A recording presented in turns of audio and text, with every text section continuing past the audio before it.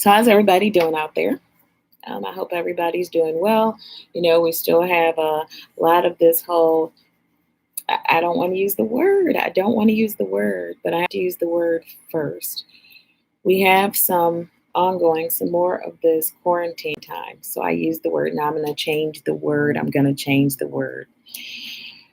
We have some more of this quality with self time going on, quality with family time going on, quality time going on, time to go within going on. Um, Today is day 30. Yeah, I skipped a week. I was doing all kinds of stuff, being really, really, really mindful of all that I'm doing in life, that I'm doing in practice, that I'm doing with my family. A whole lot of things. And it has been a wonderful journey, and it continues to be a wonderful journey. And I hope the same for you. Um, 30 days of mindfulness, 30 days. Can you believe that? It actually went by really fast because I was paying attention to what I was doing. Hopefully you were too. And if you weren't, guess what? It's a new day. There's 30 more days, 60 more days. If we start right now and go until this date in 2021, that's 365 days to be mindful. So even if you didn't start when I first started doing this mindful series videos, you can go ahead and decide to start today. You can start at any time. You can set reminders in your phone. My oldest son, has reminders for everything. One time my daughter took his phone by accident, um, and she was here to visit, and she brought the phone with her. And she had to take it back the next morning as soon as possible because she said it went off for things like drink a glass of water, get up and exercise. And it just went off for everything. And, we were watches, and watches can remind us. I wear an iWatch, and it has the Breathe app. I'm sure the Android watches have something similar. Anyway, I say all this to say being mindful is actually much easier than we think it is. And being at home, if you're at home, or, even if you're working, there's times when you're at home, and maybe you wouldn't have been before. All of this, either way, provides us with an opportunity to become more mindful, to become more conscious of our lives and of things around us and all the things that we're doing, and to also become more conscious of the unconscious, to go deep within, to think more about ourselves and what we want and our desires, and to think about what our connection is to everybody and everything.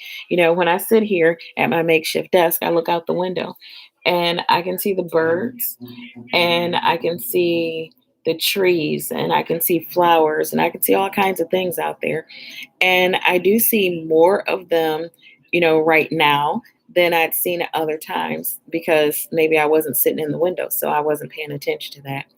I've also seen stories where the smog in certain areas isn't as bad. The weather quality is better because people are inside. If we then pay attention to what that is truly telling us, we can't help but be mindful of what impact who we are and what we do has on everything around us. There have been videos of animals playing that weren't going out to play before. We have to remember this. Before we built houses and factories and had cars and motorcycles and we're running around and we're littering, animals roam the land. And then we came in and we changed things. And now is an opportunity for us to look into what that means for when all the stay at home orders are lifted and when we go back out and start doing things again, regardless of what that looks like, because no one knows what that looks like. Regardless of what that looks like, that gives us an opportunity to consider what is our impact. What are we going to do? What is this going to look like when we go back outside? Will we put bird feeders out there? Will we plant flowers so that bees have a place to pollinate? Will we do those things? Will we be considerate about walking instead of driving to some places? A 2-minute walk to the store, sometimes people get in a car to drive there. Is it really necessary? Are we going to then start deciding that we don't want to spend time with our families? Or are we going to stay spending time with our families? What are we going to do? Are we going to be mindful of what we eat and what we waste? I mean, at the beginning of this, people were hoarding toilet paper and things like that. That's not a giving society. That's a me society. And where did that get us? Right. So I'm not going to hold you any longer. This is the 30th day of 30 Days of Mindfulness.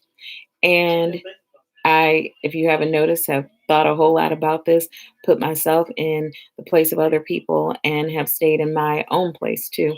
And I hope that by listening to me and going on this journey with me, you also have gone inside and have things that you realize that you can share on the outside. All right. I'll see you all soon. Namaste.